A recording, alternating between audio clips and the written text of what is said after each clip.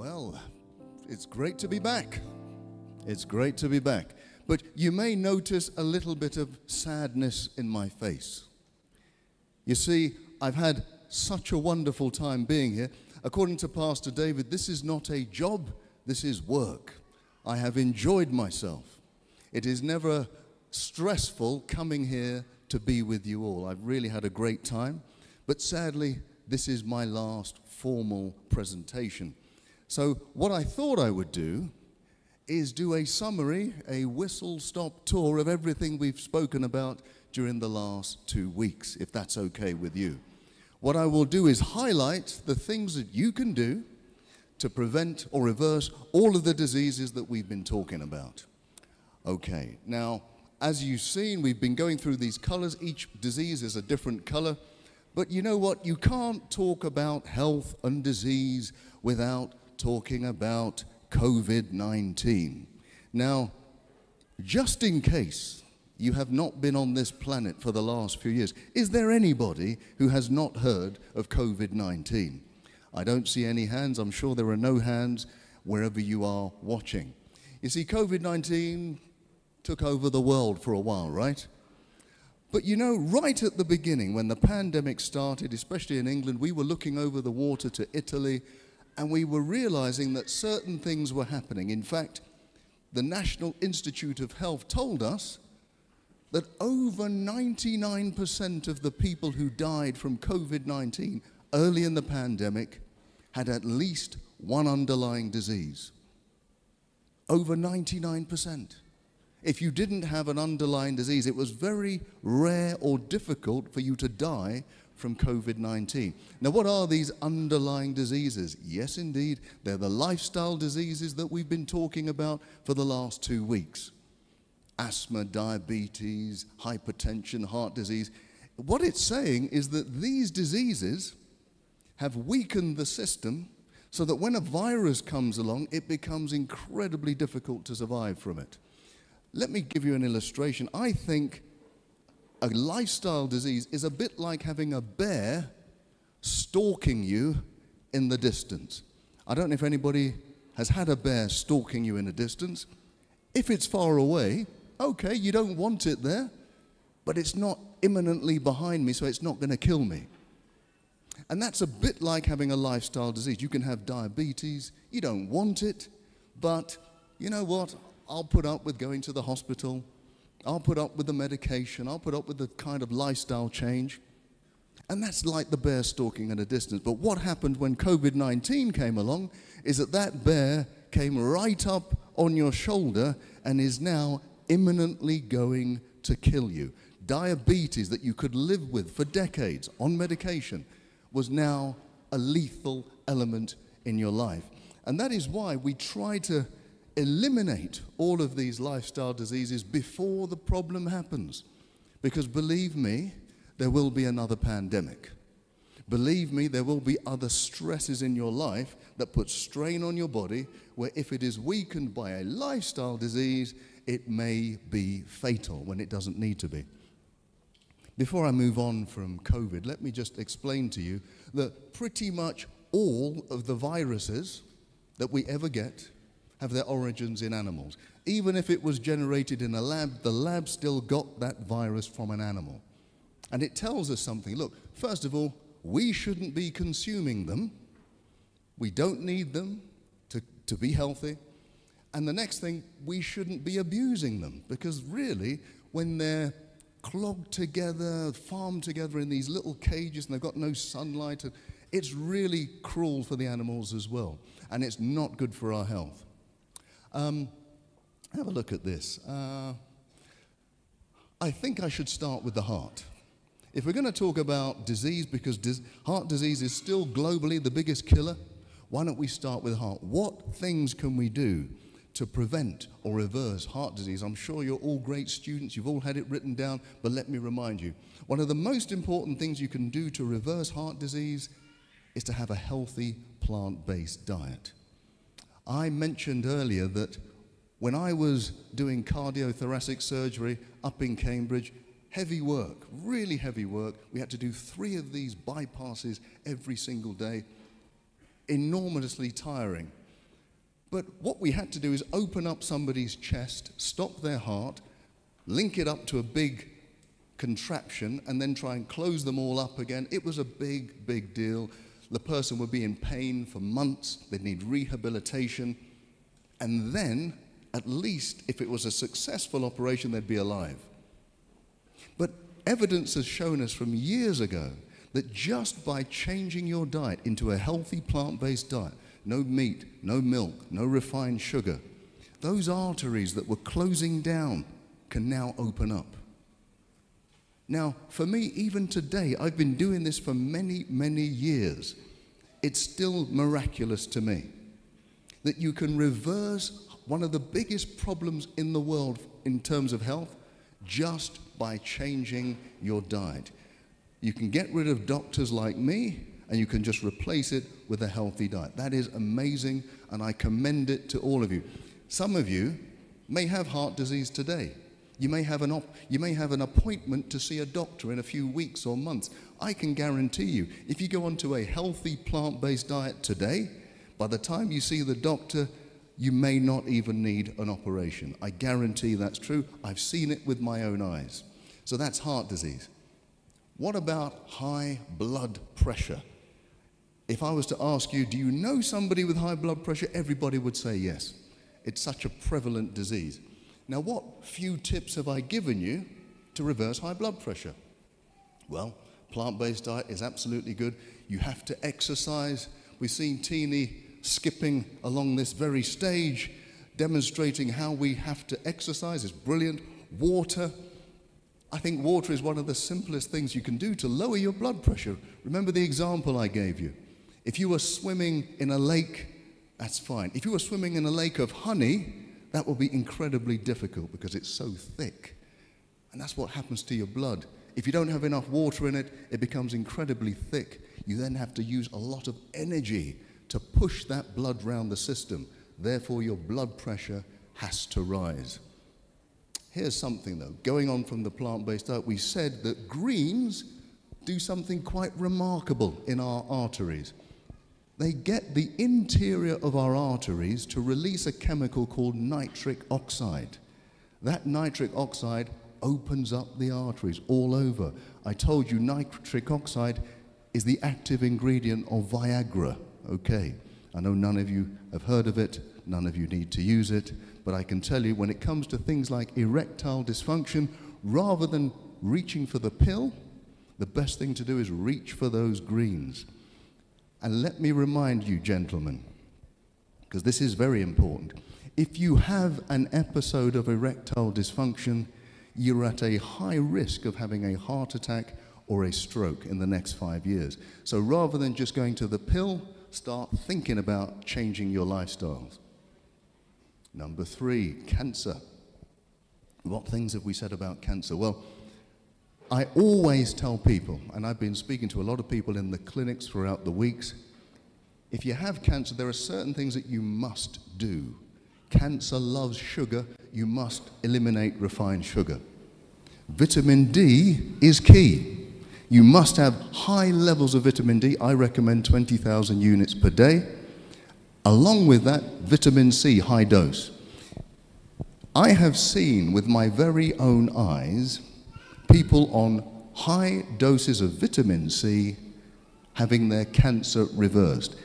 We cannot guarantee it. Don't quote me. You can't guarantee it. But I have seen people on high doses of vitamin C have their cancer reversed. And remember, if you do have cancer, you must seek medical advice.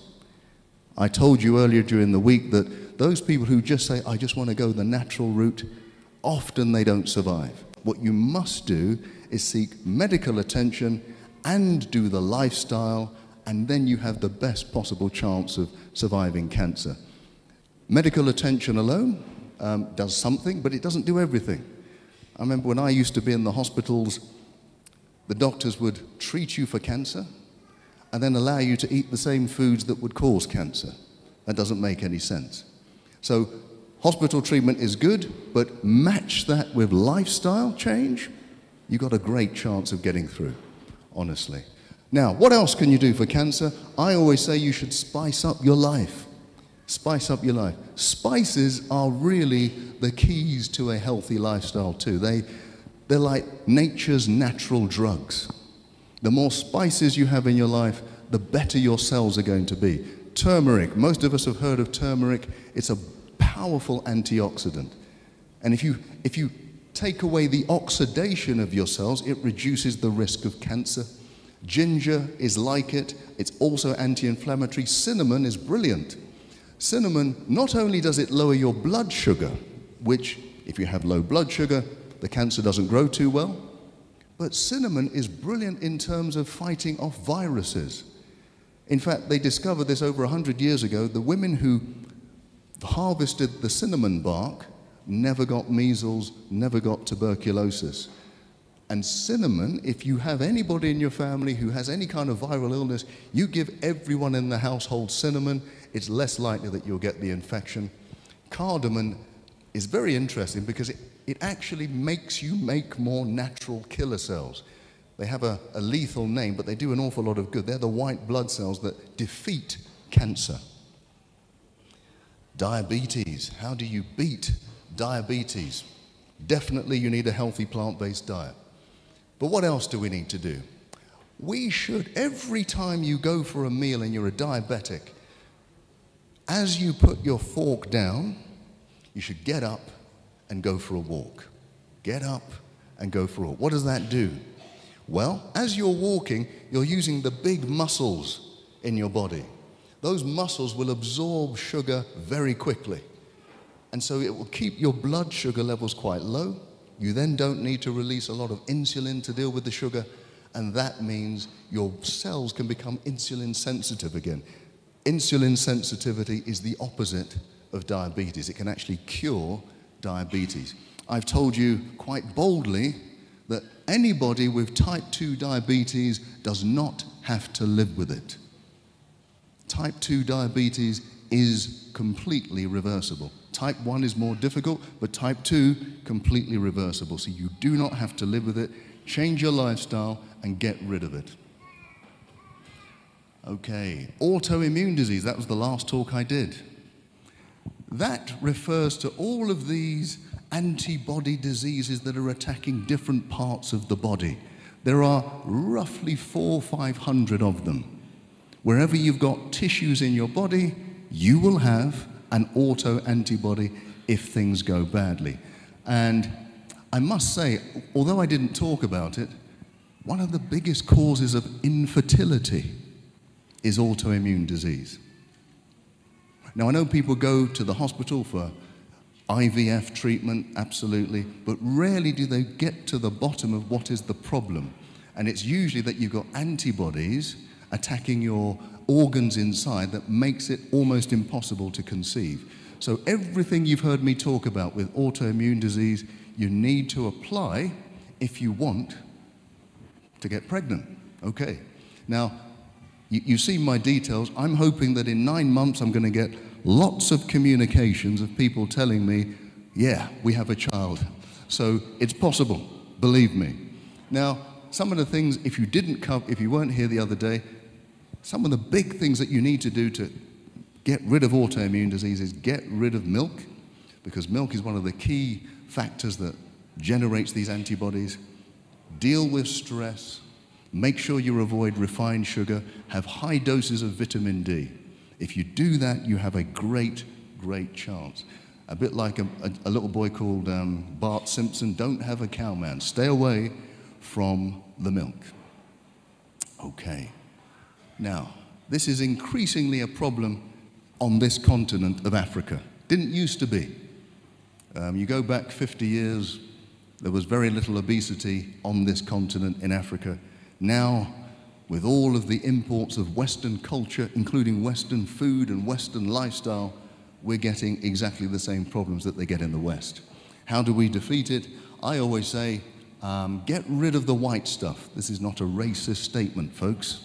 This is not a racist statement. I'm saying get rid of the white rice, white flour, white pasta, and of course that white substance, sugar.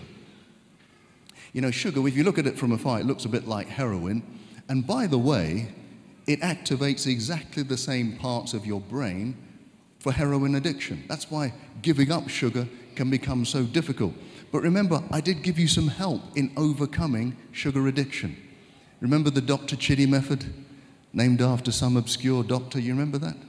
So for those of you who don't remember, let me tell you, when that donut is calling out your name, the worst thing you can do is say, I can't eat the donut. Because if you do that, your brain will just desire it even more. What you must do is say, I will eat the donut, but I'll eat it in half an hour. At the same time, eat yourself an apple. Now that apple will release sugar slowly into your bloodstream, slowly so that you don't get this insulin spike. And after half an hour, you'll have enough sugar in your system to overcome the desire for the donut. You're not looking convinced. If at the end of the half an hour you still want that donut, do the same thing again. At the end of the day, you may have eaten 5 apples. That's okay. That's your 5 a day, right? But even if you fall off the wagon, even if you succumb to the donut, I guarantee you will eat it less frequently than if you didn't try the Dr. Chitty method. What does Dr. Chitty stand for? Don't resist it, choose to have it, but delay it. Dr. Chitty, there you go. Now you'll remember my name, okay? That's the only reason why I did that for you. But seriously, sugar has been a serious business, especially on this continent. We used to be slaves for sugar, now we're slaves to sugar. We need to get rid of the sugar, absolutely. Now, we must not forget dementia. Okay, some of you understood what I was talking about. We must not forget dementia. Okay, I can hear one person, they've understood. Right, dementia, for me, is now one of the most feared diseases around. When I was younger, a younger doctor, it used to be cancer. But now dementia, losing your memory, losing your personality, nobody wants that. It's a fearful thing.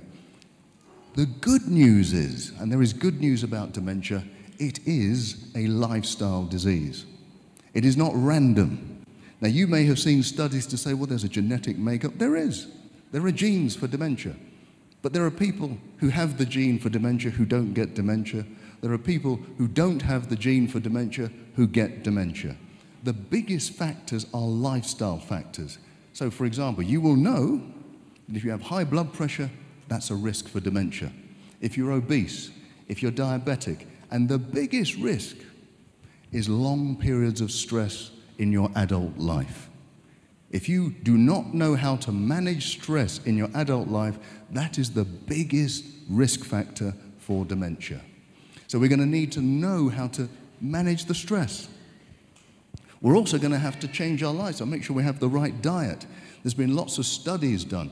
On this continent, actually, there's been a Nigerian study which showed that the more berries you have in your diet, the less likely you are to have Alzheimer's.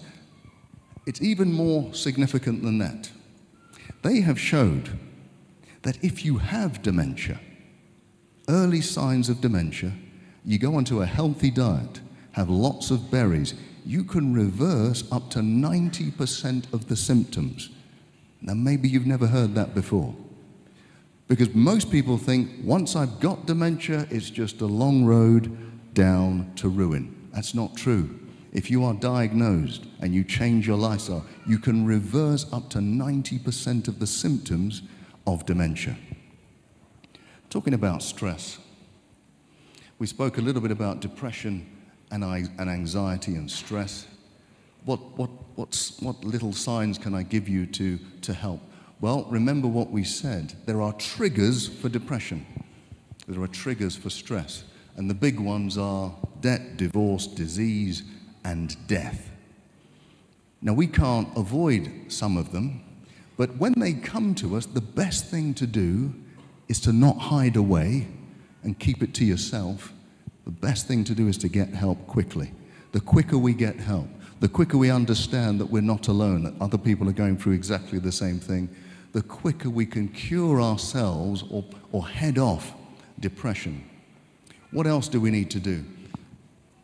If you're depressed, you might find it difficult, but one of the ways to break that cycle of depression is to get into some physical activity, whether it's going for a walk, a run, a swim, whatever. Maybe you need somebody to encourage you to do it, but it will break that cycle of depression quicker than just about anything. The next thing you can do is do something, even if it's small, for somebody else. That sounds strange. You're depressed. Why am I going to do something for somebody else? Well, we have shown through scientific endeavor that by doing even a small thing for someone else, it takes your mind off of yourself. And that can break that cycle of that spiral of self-thought. So the more you can do for somebody else, even if you don't feel like it, think of it as if you're doing something for yourself when you're doing something for somebody else. Being kind to somebody else is actually being kind to yourself. What else? I mean, we have to know how to heal from depression, and we've talked about it a lot. Forgiveness. The quicker we can start to forgive ourselves, forgive others, if you're able to do that, it is a quicker release from the grips of depression and stress. Every study I've seen in the last 10 years has an element of letting go of past trauma, of past hurt. The quicker we're able to do that, the greater the chance we're going to be free from depression. And we want to be free from depression. Because in fact, even at the heart of most of these diseases that I've been talking about is a level of stress. Stress makes every disease worse. It doesn't improve one disease. Right, so in fact, we know that disease is what? Dis-ease. So if we want to get rid of disease, we're going to have to start to be at ease with ourselves. We can only do that if we learn to forgive, if we learn to let go, and if we learn to look forward and stop looking back. But if we do look back, if I'm looking back to that episode of my life when I was hurt, let it always be looking back with forgiveness. Let it never be looking back with hurt and bitterness and anger. Let it always be that I'm looking back with forgiveness. When we look forward, the reason why we're here, this is hope for Africa, right? When we look forward with hope.